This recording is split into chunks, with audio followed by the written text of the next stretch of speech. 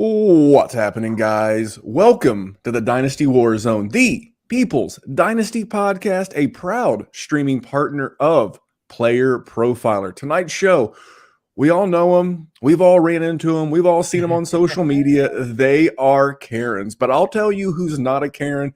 He's actually one of the best guys and a new friend and teammate over at Player Profiler. He is the host of the Game Plan podcast and the co-host of the Trade Gods podcast. Both of those found on the Roto Underworld YouTube and podcast channels. He is an advocate for buying Jordan Love, my man. He is an advocate for selling Ramondre Stevenson, double my man. If you're not following him on Twitter, you should be. He is at Matty Kiwoom, and my guest is Matty Kiwoom. Matty, man, welcome to the DWZ, brother. Oh, very excited to be here by Memphis. We're talking about Karens tonight, so that intro was good, but I'm gonna need to talk to your manager, bud, because you know that. Well, unfortunately, they left me in charge. They left me in charge. What? The manager, Jerry's on vacation, so Matty's doing Jerry and I a solid in stepping in to pinch hit as Jerry. And congratulations to Jerry, and as I call her, the lovely Mrs. Jerry. They are celebrating 10 years of happy marriage. They're in Punta Cana. I think I'm pronouncing that. My Spanish isn't what it used to be. They're celebrating 10 wonderful years. So we're going to get into a lot of stuff. Matty's going to, he already mentioned it. We're going to talk about Karens, but just real quick, the Dynasty Warzone is a 2-channel show. Whether you're a YouTube subscriber or whether you're a podcast subscriber, we have 2 channels. We have the Dynasty Warzone YouTube, the Player Profiler YouTube. We have the Player Profiler audio feed. We have the Dynasty Warzone audio feed. So we will have extra content on the Dynasty Warzone only feed. We have some other content creators that do rookie content just on the Dynasty Warzone. They do a Dynasty Games kind of content. That's Jesse, Mike, and Chad. Our rookie guy is Dallas, of course, Jerry and I. So please, wherever you're consuming this, I just ask that you go over to YouTube or your streaming app and check out the Dynasty Warzone. Now, Matty, we're going to get into good people, bad tweets here in just a second. Okay. But real quick, what's going on with Trade Gods and the game plan? Because I was on the game plan like 3 or 4 weeks ago discussing some business concepts with you. Yeah, our conversation was honestly it was awesome because it was less about the game itself and more about us as the gamers and the philosophies that we can imply in terms of business or wherever they're influenced. It was an awesome conversation. I had a blast, but the game plan, we're still cooking. You know, we had Paul Charchian on this past Saturday. We're talking guillotine leagues. Apparently, the one league I did last year, I did about everything that you can do wrong. I basically did it wrong. So I was glad to have him on so he could educate me, but I'll be having great guests all summer long. I mean, Memphis, you'll be back on, I'm sure. And then we'll keep it going through the regular season. But Trade Gods is great. My man Jason Allwine filled in great last week for me. He had to pinch it. Chase Vernon was our guest, and he killed it. They had a great episode. You know, I travel for my day job, and it seems like every time I'm trying to come home, you know, delays or canceled flights, some chaos happens, and I wasn't able to make it back in time. But yeah, they did great. But yeah, check those shows out. It's a lot of fun. And you know, Dynasty Warzone has been a fantastic addition to the Player Profiler Network. You guys are crushing it. I appreciate it, man. I had the good fortune of spending a day last week with the Podfather, Mr. Kelly himself. Oh, yeah. And we had a great episode of The Mind of Mansion. But that's why you stick around Player Profiler, because there are all of these great shows. That's why Jerry and I agreed to bring the Dynasty Warzone to Player Profiler. If you want to run with the best, you run with the best, because if you don't, you could develop some bad habits. Fortunately, we're learning a lot of good habits like production value and just meeting a lot of cool people. We're going to jump into the body of the show, but speaking of cool people, because he's a cool dude, let's hear just a quick minute from our buddy, the Podfather, talking about our friends at Underdog. Let's take a moment to talk about Underdog Fantasy. Now, many of you have already signed up. Thousands have signed up from Player Profiler already over the years. Underdog has supported us since 2020. Much of what you see on Player Profiler is because of Underdog, because of their support. Get the Underdog app, plug in that promo code UNDERWORLD.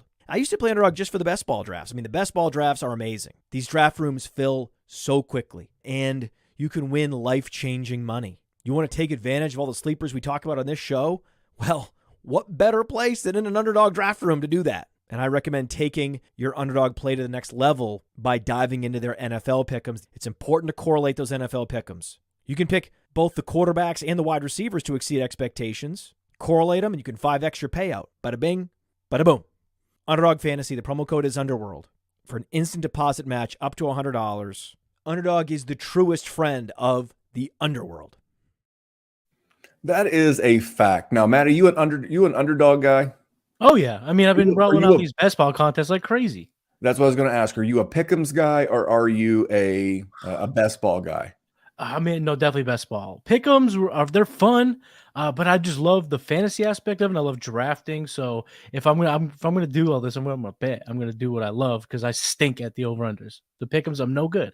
Yeah, if I do any over-unders, it'll be during football season. I'm not out here trying to go like total strikeouts or, Jokic, point totals or what. I'm not that guy. I'm not super educated in that way. So we are going to indoctrinate you. We had Alan Seslowski on last week. He got to do good people, bad tweets. Now, remember the premise of this spot.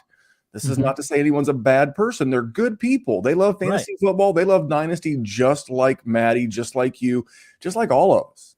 But sometimes someone, remember Herm Edwards before you hit send? Don't hit send. Yep. That is that is what we do here. It happens. Absolutely. And I've had my share, fantasy receivers, cold takes exposed. I've my coldest takes are probably on Jalen Hurts. But this one right here, I think is pretty bad. So we're going to read it.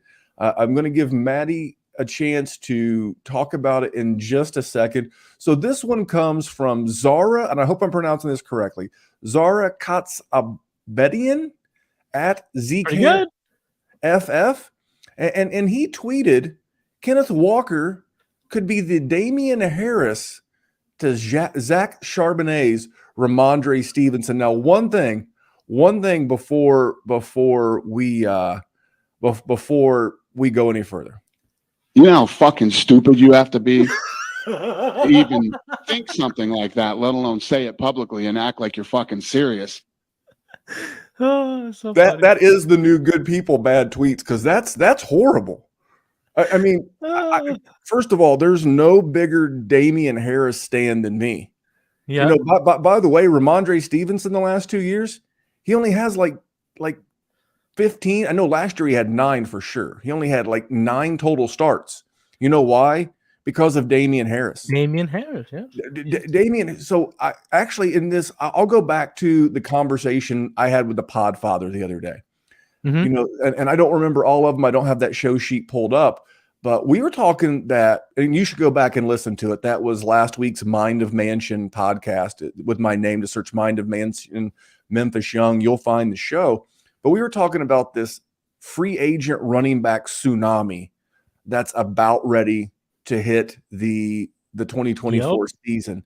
And I'm talking big names. And this is just top of my head. Derrick Henry, Eckler, Mixon, Barkley, Swift, Akers, Gibson, Dobbins. I mean, I rattled off on that podcast the other day, like 10, 12 guys, 10 to 12 guys that are going to reform the dynasty landscape at the running back position. And then you got Zach Charbonnet and Kenneth Walker.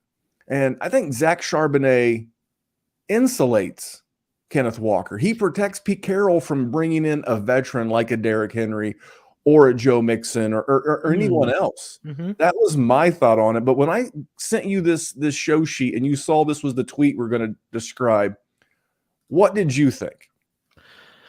So, ZK is a good person. So this is, like you said, this is not we're not talking about the person. ZK is the man. We've had interaction on Twitter. He seems like very pleasant, someone I would definitely want to have a beer with. But when you look at this tweet, it's flawed in multiple places, because first of all, Kenneth Walker is obviously a better talent than Damien Harris. Even as a fan of him that you can admit Kenneth Walker is a superior talent. He's also better than Ramondre Stevenson. So Kenneth Walker could be, everyone will be striding for Kenneth Walker's role. Yeah, you want Ramondre Stevenson to be the Kenneth Walker on a team or whatever. So it's just to say that the best player in this entire analysis could be like the 1B, but he's also better than that 1B player. It's a mess. It's an absolute mess. I mean, Kenneth Walker's a stud. There's no, I mean, just being Damien Harris to Zach Charbonnet's and Roger Stevenson means that, you know, Zach Charbonnet is going to be getting all the pass catching. He's going to be getting all the volume. He's going to be the bell cow because let's face it, Ramondre Stevenson was an RB1 because he had massive volume. He was on the field a ton. He had the 12th highest snap share amongst qualified running backs last year. He had the 16th highest opportunity share at over 63%. You know, he had a lot of volume. So to say that Zach Charbonnet is going to get the volume and Damien Harris, a.k.a. Kenneth Walker in this analysis, is just going to get the ceremonial first carry as a start and then play just grinder plays on offense? No, ain't happening. Kenneth Walker, there's no chance of him being just the Damien Harris to Zach Charbonnet's and Roger Stevenson. He also has a chance to be better than everyone here. Well, the part that fascinated me is the lack of investigation into Ramondre Stevenson. So I pulled it up while you were giving your answer. Ramondre Stevenson has been listed the starter in exactly 9 games, not 9 last year, 9 games. He's been eligible or he's been healthy and played 29 games. He's been listed as the starter 9 times. What does that tell you? What that tells me is that Bill Belichick, I don't want to say doesn't trust him, but literally uses him by necessity. And I think Kevin Harris is going to get a part of that offense this year. They brought in James Robinson, and if anyone feels like a Bill Belichick, LeGarrette Blount type running back, it's James Robinson. And I do love hearing that. I do. And here's the thing. So remember, yes, Ramondre had a very good snap share last year. He had about 66% of the snaps, which in and of itself is pretty good. But he started off the season with 24, then 61, then 62. Damien Harris gets hurt. Then all of a sudden in week 5, it jumps up to 90, 85, 76, 62, 73, 78, 82, 98. Then in the last 2 games of the year, when everything's on the line, because New England was in the playoff mix and at the very end of the season, it went down to 57 and 49. I'm telling you, I don't think Bill Belichick loves Ramondre. And this is something that drives me crazy on a side note, is people that use last year's stats when a team gets a brand new head coach or offensive coordinator. Throw it out the window. Now, if you have some historical data on that new OC, that new head coach, we can talk about that. But we just can't blanketly say that, you know, Ramondre's getting, because we don't know what Bill O'Brien's going to do with this offense. So just to blanketly say that Zach Charbonnet is going to come in, I guess if, like Damien Harris, Kenneth Walker gets hurt and all of a sudden Pete Carroll has to use him, I mean, maybe, but I don't see that in if a 1-to-1 everyone stays healthy standpoint. I completely agree with that. And you know, in terms of going forward, you know, I read this tweet as a referring to the 2022 New England backfield, but going forward for this New England backfield, I'm with you every step of the way. I don't believe that Belichick is ready to just anoint Ramondre as his 2023 bell cow. James Robinson's there, who I happen to like more than most, but he could fit that Damien Harris type role. So, I mean, that should lend to some touches for him if he can make the team. Kevin Harris, like you said, is still there. So maybe they have a position battle for that kind of grinder running back. So whoever wins that, though, can take touches away. In the fact that I just don't see the check down, what do you want to call it, frequency that they had in 2022. I mean, having a defensive head coach, a defensive line coach as your offensive coordinator was really bad. And as a Patriots fan, I watch a ton of those games, and we just saw check down. It's like, oh, are they going long? Nope, check down. And a lot of those went to Ramondre a ton. I don't think you can bet on that. Again, I think there is a more downfield passing attack with Bill O'Brien in town. So just going forward, I don't love Ramondre. That's why, you know, you said at the top of the show, I'm definitely looking to sell in Dynasty. Yeah, 100%. So again, that's a good dude. You should interact with him on Twitter. I believe he's part of the Football Guys. 100% not throwing shade at the dude, but 174% throwing shade at that tweet. That is our good people, bad tweets, brought to you by Underdog Fantasy. Please use promo code Underworld when checking out the good folks at Underdog. So Matty, man, let's get into it. And by the way, a couple of things. Shout out to J Todd and Harry the Snowman in the group chat. They're loving on the Dynasty Warzone logo, the retro logo. If you don't know what I'm talking about, I'm not even going to clue you in. This is a tease. If you're listening in audio form, you're going to have to go to YouTube. You're going to go to Player Profiler's YouTube channel, find this video, and see what they're talking about. Upper left-hand corner, you see a logo, getting some love from J Todd and Harry the Snowman because it is badass. I 110% agree with him. It is great. It is great. Well, listen, so if you saw the thumbnail, also you can see that on the YouTube channel. You saw Matty and I with new hairstyles. Crazy. You saw us looking like what's the term is Karen. So before we talk about what Karen means to us, I thought I would use a definition I found from the interwebs. And here's what it means. Karen is a pejorative, that means negative, a pejorative slang term for an obnoxious, angry, entitled, and often middle-aged person who uses their privilege to get their way or police the behavior of others. Often featured in memes, a Karen is generally stereotyped as having a blonde bob haircut, please see the thumbnail again, and asking to speak to retail and restaurant managers to voice complaints or make demands, and just basically being entitled. So I thought to myself, I love YouTube. I don't just watch fantasy football YouTube. I love content that crushes people like this, that crushes entitled people on YouTube. And I thought to myself, you know what? But we're all Karens sometimes. We all get frustrated sometimes. Matty, you ever been a Karen or seen a Karen in the wild?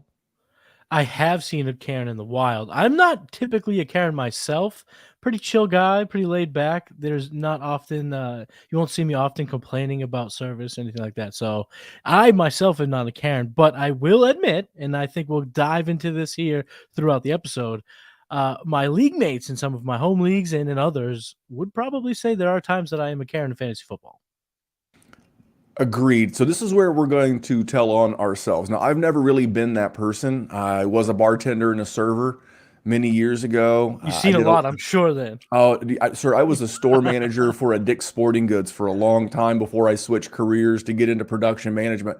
I've dealt, and I managed one in like the most affluent area of Indianapolis, like the burbs, So yes, sir.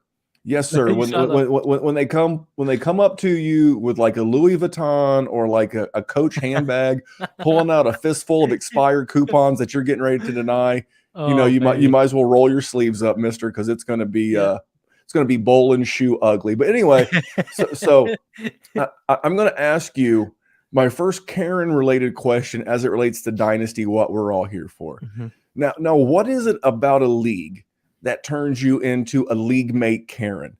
Now, is it inactivity in the group chat, shady commissioner? By the way, the little promo, little plug, tomorrow night on the Player Profiler YouTube channel, I'm going to have John McGlynn from the Commission Evaluation Podcast on the show with me, and we're going to discuss commissioning. And we're always going to do, our bad commissioner stories. That's a little plug tomorrow night. Promoting the Kiss the Ring podcast, a commissioner's podcast on this very network. But what it is about leagues that turns you into a Karen? Memphis, before I answer that question, I do have to say McGinn's the man. John is the man.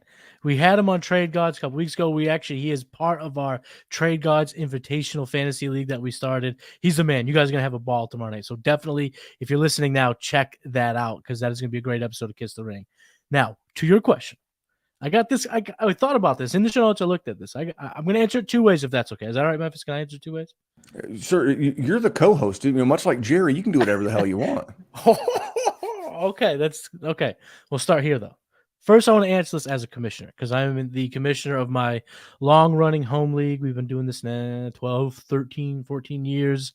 And what will turn me into a Karen to this day is when I get any of my buddies rabble-rousing in there. When they're just, what is he doing? Why is he doing this? Don't do that. That's not fair. Da, da, da, da. And they know they're doing it to get under my skin, and it works. So I will call all of their parents. I will go full principal Karen and call all of their parents if they start besmirching my decision-making in that league as commissioner, because I've done a lot for them. So that's from one way as a commissioner. But as a league mate, what truly gets me, and this is so Karen-like. So I think we can agree that part of a Karen is what they're flipping out about is something that maybe only could get them angry. Where, sometimes it's everyone sees why they're angry, or it sees why they're being ridiculous for getting angry. But there are these times where you're just like, who gets so angry about this? And this is me here. This is why I'm a Karen as a league mate. If I see a trade happen without one of the guys being put on the block, and I'm using the rabbit ears here, on the block, I get butthurt. I'm like, why didn't you put it on the block? I could have beat that offer. Now the guy that has a better record than me gets the player that I wanted. What the hell? And I flip out, and I will immediately ask that league manager, I need to call your manager, because this is BS, and I can't stand for it, and I don't know why. But yes, that turns me into a Karen, Memphis, when I just see a trade and I didn't know it was going to happen, and I didn't know anyone was on the block, because I just feel like I want to get in there and get those players. Yeah, many times I see and I think people do it sometimes to, like you mentioned, to get under my skin. They listen to they listen to the Dynasty Warzone. A lot of my league mates, create content themselves, and that's one thing I do. Like, I'm in a pretty high stakes league with a lot of content creators, and I listen to their podcasts, not because they're good or bad podcasts. They're all fine, but I want to know what my league mates do. And who they're into. And on a podcast, I would like to think that the content creators are telling you how they really feel about a player, and not just trying to draw up fake, interest or outrage. And I feel like they intentionally go get the guys that I like before I can get them. And is there anything, no, this is not mine, but is there anything that turns me like into a quiet Karen, like an internal Karen, more than like, I'll hear something on a non-fantasy football related podcast, and I'll think to myself, damn, that is good information. I'm going to go act on that, because I'm not recording this week and I can act on it, but I can go use this, go try to move on a guy. And then you look at whose roster they're on, and you're just like, God damn it. Because that person's inactive, that person's a slug. So yeah, man. I guess that ties into yours, not being able to get the players you want because you didn't get a chance to counter that offer, or it's just like on a GM that's tough to deal with. Yeah, like the guy. Sometimes you're from Indy, so you have like there's probably super Colts fans. And there's that guy's roster. He's like, I heard, oh man, I really like how they're using Jelani Woods. Let me go throw a nice little lowball offer at him. And then he's on like the mega Colts fan, and you're like, oh god damn it, he ain't moving any Colts. Yeah, but mine is about the group chat. I wanted to say commissioning, like don't deal with weak commissioners. I'll save that for the Kiss the Ring podcast tomorrow with John. But for me, it's like when the group chat, and I love the group chat. Our patron group chat is by far my favorite, but one time, I don't care what your politics are. I really don't. We talk fantasy football because it's so divisive, especially in America right now. So I don't care. I want to keep it above board. I want to talk about fantasy football. I don't mind veering off into like, grilling recipes. I don't mind, veering off into like youth sports. We got a lot of members, like literally this year. I don't know if like the Dynasty Warzone patron chat is leading to some good times at home, but we've literally had, and I'm not being hyperbolic, 4 kids born in our patron within the last like 4 months. We've had 4 dads, because it's mostly men. Let's just be real what it is. But we've had 4 men that have welcomed new additions to their family. So that's cool. I love that part of the group chat, because that's what's part of Dynasty, guys, is getting to virtually hang out with your friends, men, women, whatever. But anything that creates division, divisiveness, it just makes me mad. And if I'm not the commissioner, I will say something. Look, dude, can we just keep it to football? Because I really don't care.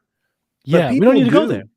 Yes. So I'm again, if you want to talk that, I'll talk that offline. If you want to talk that one-on-one, you want my opinion, DM me. I'll be happy to chat with you, but I'm not doing it in a group setting, because I want to keep everything above board, because then if you run 3 or 4 people off, then you've only got like 3 or 4, maybe 5 people left, and the group chat gets weird and echo chambery. And I just want to keep a good group chat at all times. Because if not, I will. I mean, I really will do a Karen behavior, and I will DM. I will DM the commissioner of the league and be like, how can we fix this? How can we make this stop? How can we say no more of this? Because I just want to talk ball. Yeah, that's a great move as a member of the league, whether it's commissioner or just being a member. We're supposed to have fun, and some conversations, they get away from the group chat. And like you said, either with the echo chambers or insensitive jokes or someone's background. You never know what people are going through, what their upbringing was, what got them to this stage. So certain things can be offensive. This is their relief. Yeah, exactly. This is supposed to be fun. So kudos to you, because sometimes Karens, you got to be like, okay, that's a good move, and that's a good Karening, because fun is most important in fantasy. You should 100. This has got to be your escape, because let's be honest. I mean, most of my leagues, again, are patron leagues, are like $10, $20. I've got $50 leagues. I've got some more expensive leagues, but for me, as like a 40-something-year-old white dude. For me, it's about having a broad group of friends of all ages meeting people. But the meet exactly, and making new friends and talking Dynasty fantasy football. So for me, that's the number one thing that will get me to go to a commissioner. But I do have another league before we get into some players and coaches that turn us into Karens. What is it about trades? Because you do host the Trade Gods podcast. What is it about trades with you mentioned one there just a minute ago about not getting a shot. Is there anything else about trades that turns you into a Karen in Dynasty fantasy football? Well, definitely not responding. Not responding will get me to storm to the manager's office immediately. I can't stand it. And what happens to me, it's my own fault. You leave me on red, all of a sudden, if someone else is making an offer for a similar player, I'm going, what about this one? What about this one? And then if you can lose a trade by waiting. Just tell me to piss off at the worst. Just tell me to piss off and I'll be happy. But leaving me on red, not responding, will get me going. I mean, it will absolutely turn me into a fantasy Karen. Well, I love that. And so I've got a buddy named Nate. He used to create content. He no longer does. I'm going to have him on the Kiss the Ring podcast because he is a great commissioner and runs great leagues. So he has a couple of different variations of this rule as it relates to trades. You're going to love this. If you don't respond within 24 hours, the trade goes through. You have keeps people active, baby. I love it. Now, I'm a father. Maddie, I know you're a father as well. Everybody's read the classic book. Nate feels like everybody poops. And he feels like you're going to be pooping. And if you're pooping, you're on your phone. And if you're on your phone, you should be responding to the trade offers, because you can't tell me you didn't have time in 24 hours, because no one goes 24 hours. He's like, turn your notifications on. And then Nate runs some other leagues where Nate will dock you like a future third. So like if you don't respond within 24 hours, you will lose next year's third, or some sort of a penalty to equal a third, where Nate says you got to respond. So yeah, I love that. Like 24 hours is like, so it does remind people, hey, I'm going to be out of town. Hey, like Jerry right now, Jerry's in one of Nate's leagues. It's like, hey, I'm going to be on vacation in the Dominican. Hey, I give me some grace. You get grace. Give me some grace. Advance notice does deserve grace. Absolutely. So what do you think about Nate's 24 hours? If you don't respond, the trade just goes through. Memphis, I love it. I mean, you tell Nate next time you talk to him that he just got a massive fan of his rule. That's a fantastic rule. And the everybody poops rule should be a nationally recognized rule in fantasy, because it's true. Everyone poops. And if you have kids, you definitely go hide in the bathroom, even if you're not pooping. You got 10 minutes to go ahead and check that lineup and at least respond to a trade. And like I said about what turns me into a Karen, at least say no. Just tell me to piss off. At least I know that it's dead in the water. I can move on. But I love Nate's rule, Memphis. I love it. So you got to tell him I'm a big fan of the everybody poops rule. So if you take nothing away from this podcast with me and Maddie tonight, you need to go back to your commissioner and you say, hey, look, I heard about this thing on a podcast. Just send him. We'll explain it to him for you if we need to. It's the everybody poops 24 hours or the trade goes through rule. I think that's fair. I think awesome. I think Nate's on to a good one. Well, listen, we have a couple of more things we want to talk about with some Dynasty Karen topics, but just real quick, I don't have a fancy commercial from our friend the Podfather. I just want to mention Trophy Smack. Startup season's upon us, redraft season's about 2 months away. We get into to August. And if your league's more than a year old, you really need a trophy. Head over to our friends Trophy Smack. As a matter of fact, just go to trophysmack.com/underworld. There'll be a link in this show. If you're watching on YouTube, it'll be in the show. If you're listening on a podcast, and just check them out, because by going to that link, it lets the folks at Trophy Smack, hey, the team at Roto Underworld, Player Profiler, they sent you. Take a look around. If you spend $100, now it has to be 100. Not, again, I've been through the coupon thing. I've got that merit badge. It has to be $100, not 99.99, 100 before tax. And if you do that, then you will get a free stunner ring or a free bling ring with that purchase. So, you can use the promo code Underworld. You can go directly by trophysmack.com/underworld. Again, you could be a redrafter just stopping by. Go look, take a look around, bookmark the page, email it to yourself, text it to yourself, so that you remember in August when you're going to your draft, you have the trophy ordered. Because there's nothing worse on draft day than showing up with no food and no trophy. So go to trophysmack.com/underworld. If you just go to Trophy Smack and you purchase something, you can use promo code Underworld, spend $100, get a free ring. So, all right, Matty, let's jump into some more Karen related topics. Now, this is what people have tuned in for. This is about players, playa. We want to talk about the players that have made you a Karen. Now, that they make you angry. You feel like you're entitled to fantasy points. You feel like you should be, now never do this, but never at or tweet at or social media at a player, but you feel entitled to more production for them. Who is that player for you? Who do you feel like you've loved, you've only wanted to see do good things in the NFL, and they have yet to do it, and you want to speak to their manager? So that would be, for me, would be Mike Williams, wide receiver for the Los Angeles Chargers. Every single time that I've ever rostered him, it's just been such an up and down roller coaster with injuries, underperformances. I'll tell you a little story, Memphis. In the league 2 years ago, if you can recall, the Chargers took on the Las Vegas Raiders on Monday Night Football. I was down 7 points. I had Mike Williams. He went out and threw out a dud of a game. You do that to me across a few of my important leagues, I might be getting ready to call the manager, because I'm not all happy about that at all. That type of thing to me is a no-go when it comes to no-shows. And Monday Night Football no-shows are the damn near worst. And then Mike Williams is the exact wide receiver who, after he's gotten hurt, after he's underperformed, you go ahead and say, you know what? I'm benching him this week. You know what, Memphis? I'm going to bench him.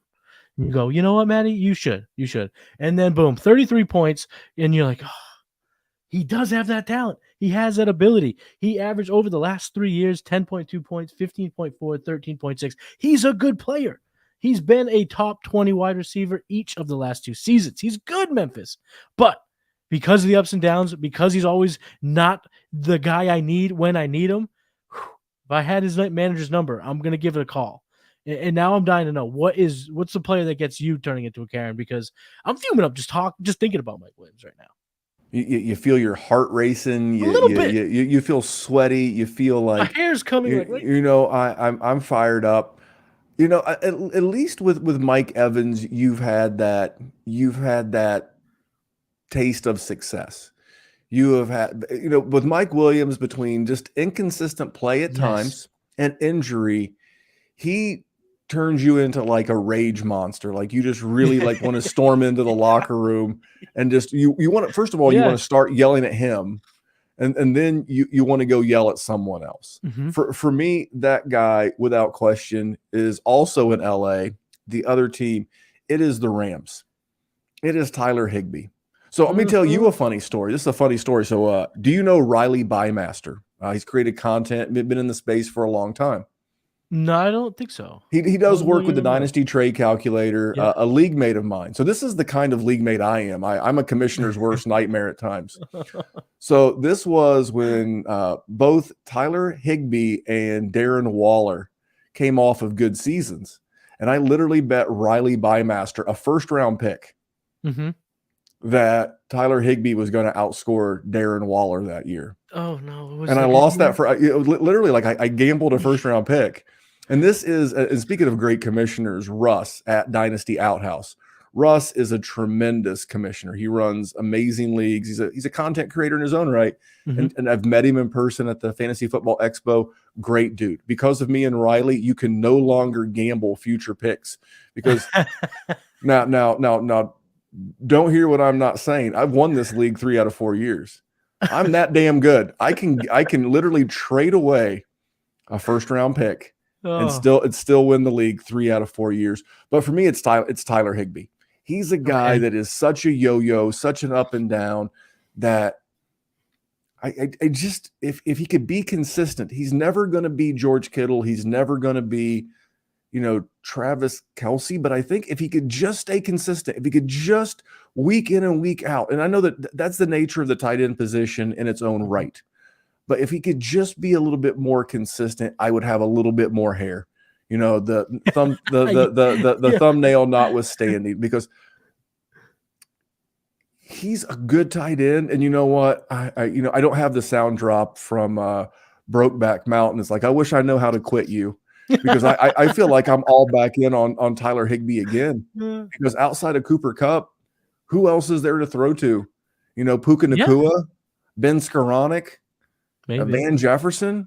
I mean, if you tell me, if we look back in a year from now and Tyler Higbee has a monster year, are you going to be shocked, Matty, that we're going to look back and all of a sudden this year, because of, for whatever reason, Tyler Higbee has a monster 2023 just because of, as the Podfather calls it, the law of the conservation of targets?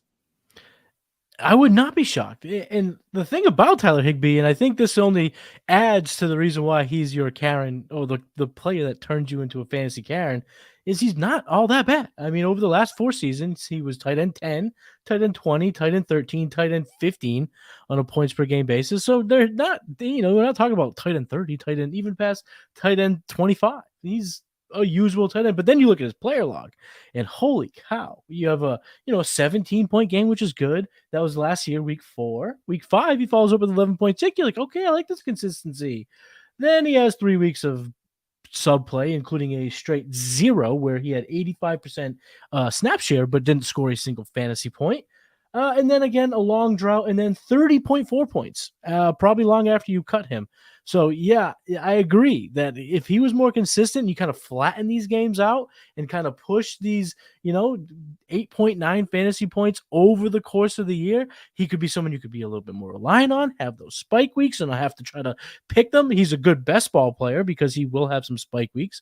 But I get why he's your Karen, but I also get why you can't quite quit him, because his career high in touchdowns is 5. I mean, you put that number at 8, which can just happen. Like you said, law of conservation of targets can go that way. So Memphis, I don't think you're wrong here with making him your Karen guy. And I definitely don't think you're wrong keeping him around, because just keep that manager's number on speed dial just in case week 7, Memphis, you can call that guy up and say, listen, Tyler, you're Tyler's Higbee's agent or whatever, your manager.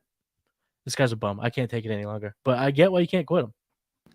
Yeah, for me, it's like last year. I'm referencing 1.75 tight end premium. That's the league I was able to pull up real quick.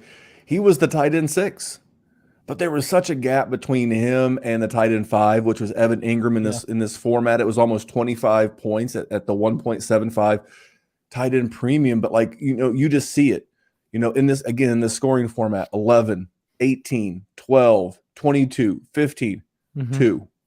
Okay, so it was stinker. So, okay, fine, he had 5 good games, 2. Then he comes back from a bye week, 4.5, 0. Okay, so now you're benching him. Now you're not playing him. Then it's 19, 10. Okay, fine, 2 double digits in a row. I'm going to put him back in. 0, 4, 4. Well, shit, the fantasy playoffs are here. It's week 15. I can't play him in the playoffs. 15, 35. Oh, okay, he won me back. He got me into my championship game, week 17, 6 points.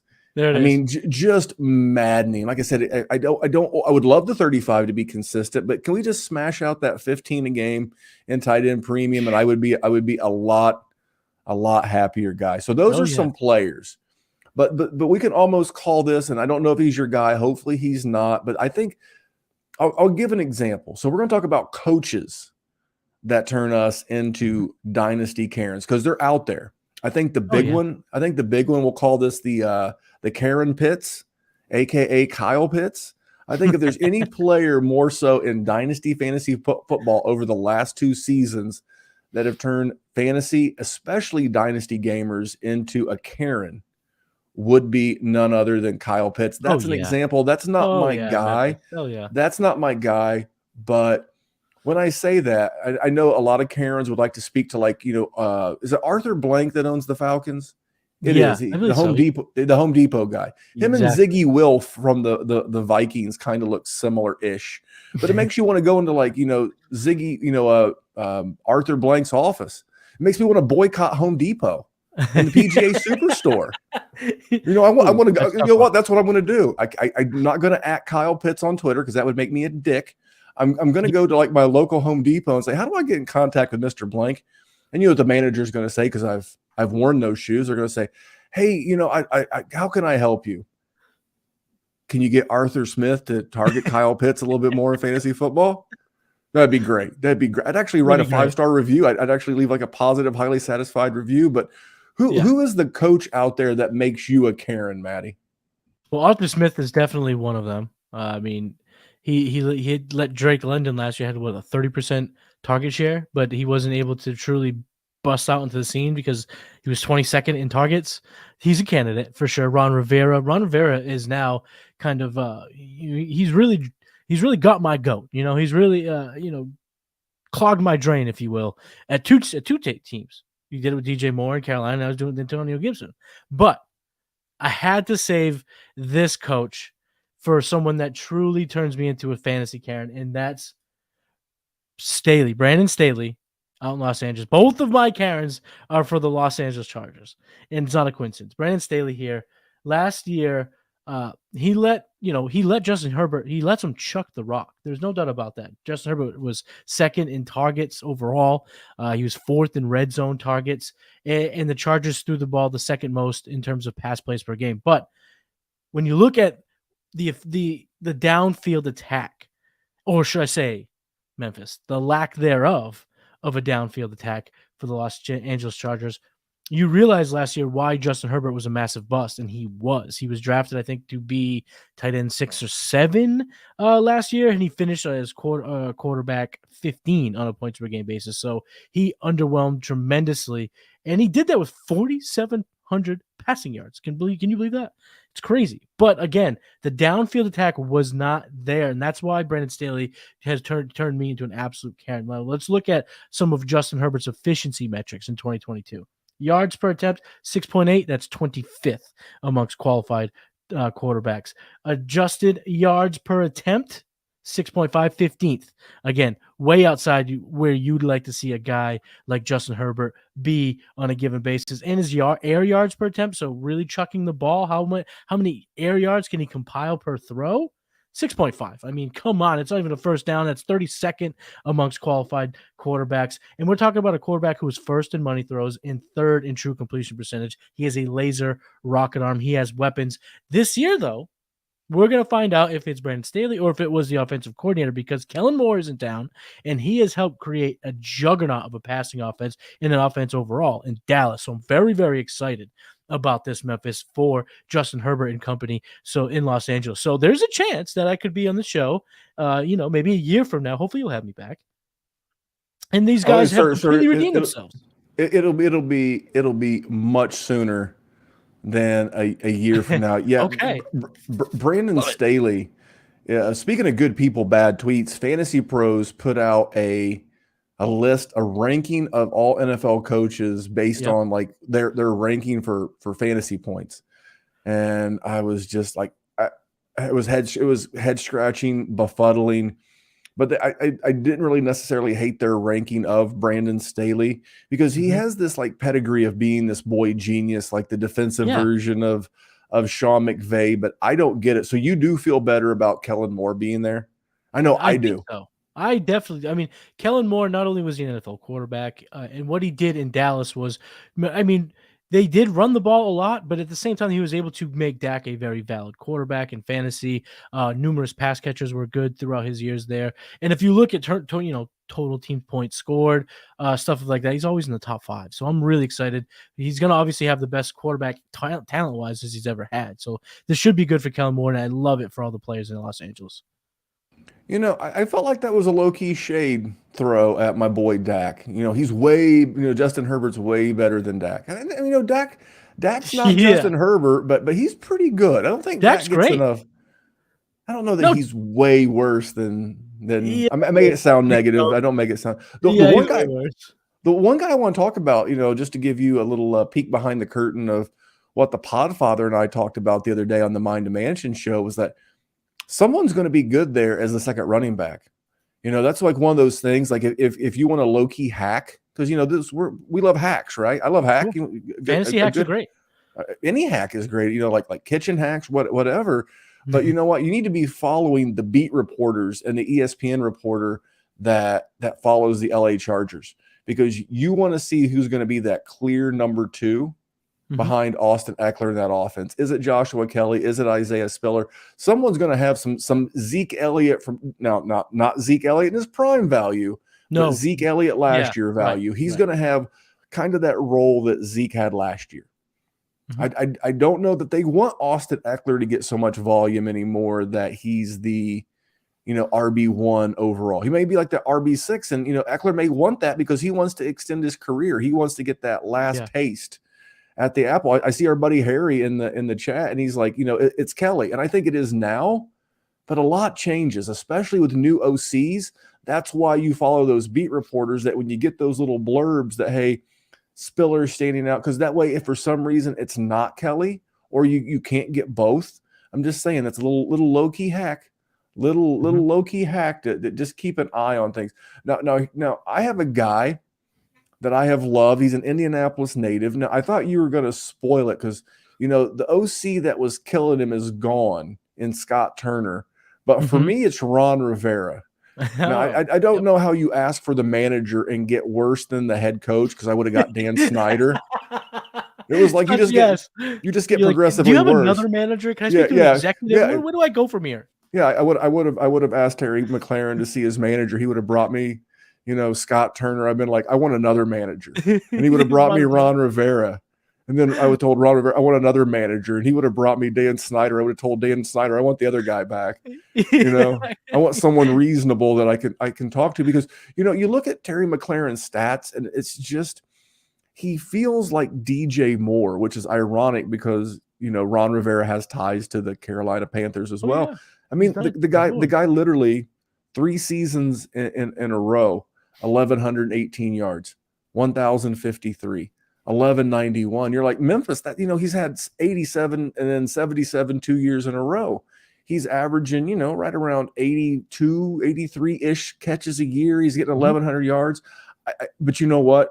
I think if you hear Terry McLaren talk football, he deserves quarterback play, coaching play, coach calling, play calling that would allow him to be truly in an echelon that he deserves to be. He should be with a quarterback, with an organization, because that's why I want the manager. That's why I want, and I'm glad that Dan Snyder is going to finally be out in Washington. I think for my man Terry McLaren, it's too little too late, because he'll be 28 this season. He'll still have, from a dynasty standpoint, guys, he still has 3 or 4 good years left in him. He's a pro's pro. So I think he'll stick around. I hope he can get out of there. Hopefully, like a team trades for him in season, a new GM, a new ownership group. They want to mix it up. But because you mentioned Ron Rivera, so I have a 2-part question for you, and we'll wrap this one up. A, what are your thoughts on Terry McLaren? And I had a gentleman reach out to me today on Twitter, said he found me via the Player Profiler Network. So thank you for listening. Awesome. And he said, I think I did something bad. He's like, I gave up the 109. He didn't specify if it was Superflex or a 1 QB, but he gave up the 109 and he got back Antonio Gibson. And I was like, look, brother, I ain't mad at you.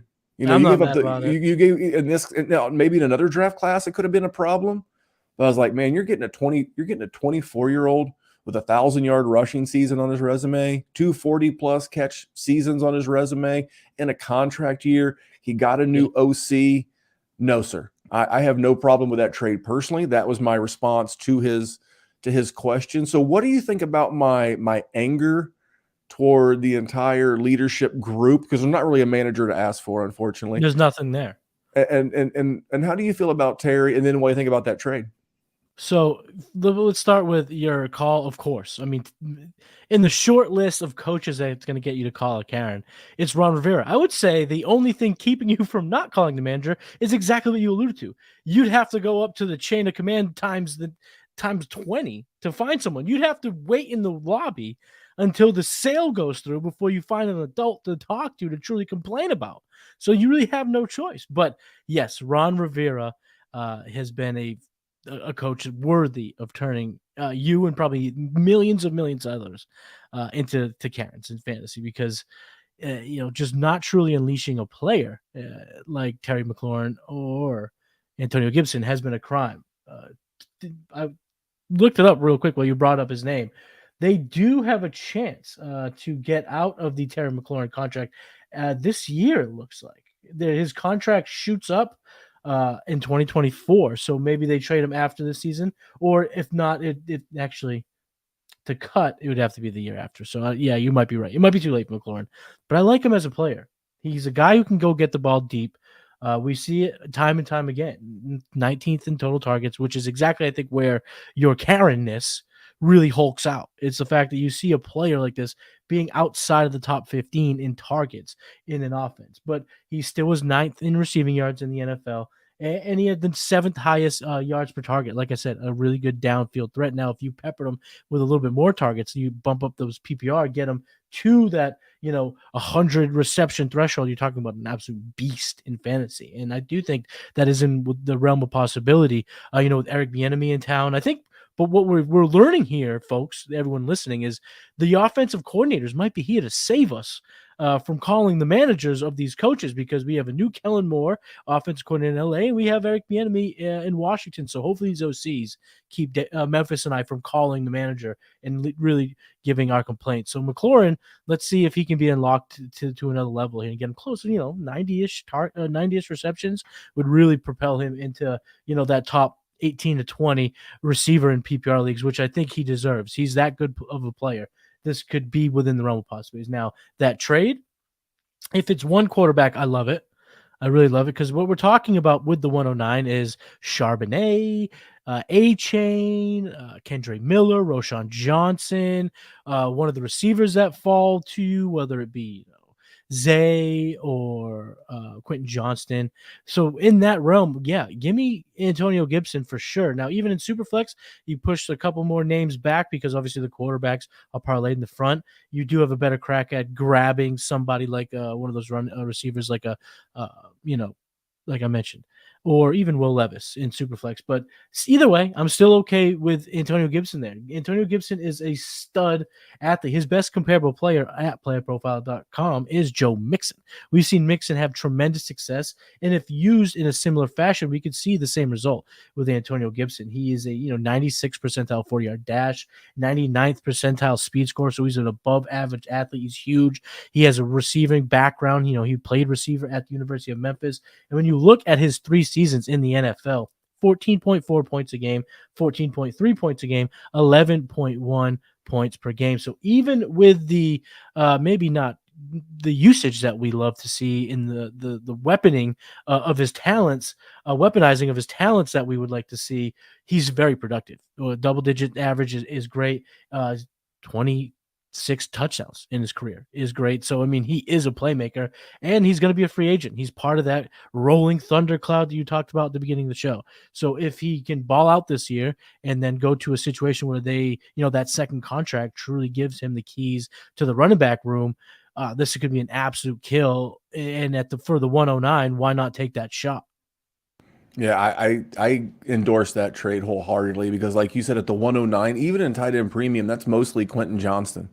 And I have zero interest in that's like the part of the draft I don't want to hit the submit draft pick button on. It just makes it. In those positions, I traded out. I try, and and if I can get an Antonio Gibson, especially like if I had the 109 and I earned it from last year, I earned it by finishing in the final 4 of my league. I'm probably still a contender, and I'd much rather have a piece like Antonio Gibson that's going to help me continue to chase down that. It just it's the optimist dream. We wish Yeah. cast, Oh yeah. and maybe Antonio Gibson could replace Austin Eckler in Los Angeles with the aforementioned Kellen Moore and your guy who you don't want to deal with, and Brandon Staley. But I want to give you the floor. I want to give you a minute to talk about the good stuff you're doing at The Game Plan and over at Trade Gods, as well as anything else going on in the world of Mr. Matty Kiwoom.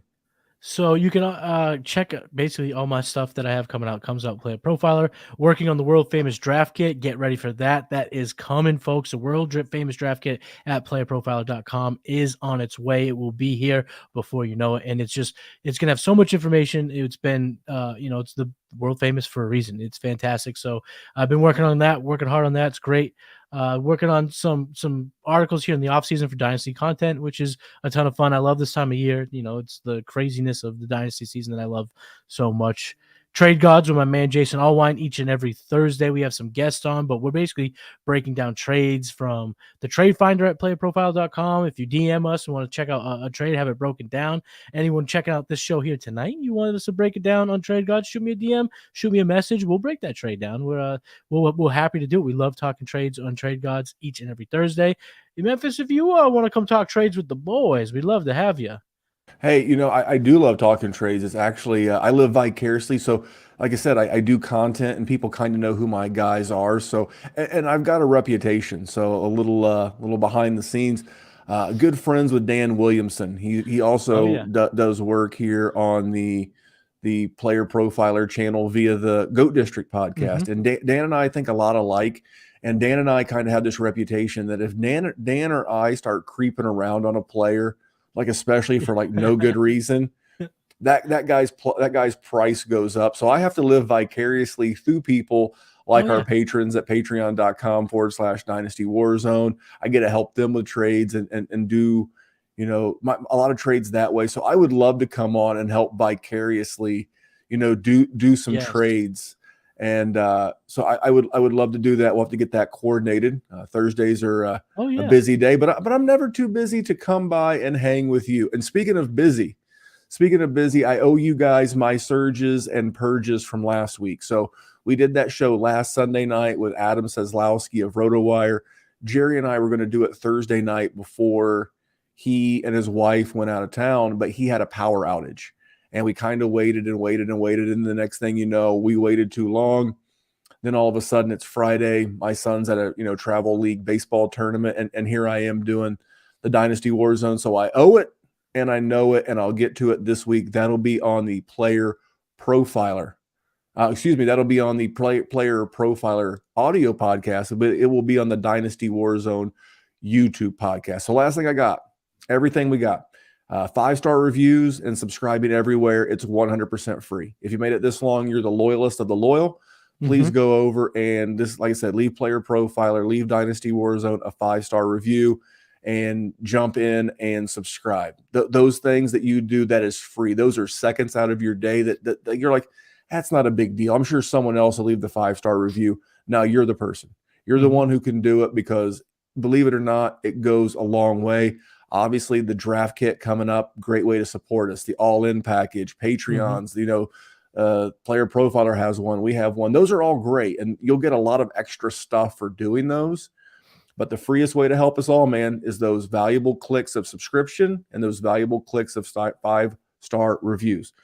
Well, listen, I'm going to get my man Matty out of here. He has been a great co-host. We had so much fun 4 weeks ago talking business principles, but I've got a psychological principle I'm going to talk to him about here in just a second. He's going to stick around for 15 minutes of bonus coverage for our patrons over at patreon.com/Dynasty Warzone. But guys, thank you so much. I told the Podfather on behalf of you, I was like, Matt always says they have that Player Profiler, Roto Underworld has the best listeners, the sharpest in Dynasty. and Matt could not be more accurate. The way Mhm. y'all have welcomed Jerry and I to the Player Profiler audio and YouTube channels has been tremendous. I got to meet cool people like Matty. I promise you guys, we're going to keep bringing you a lot of content. Please subscribe everywhere. Leave us a rating, leave us a review, and I'm going to go hang out some more with my friend Matty. Until next time, guys, have a great week.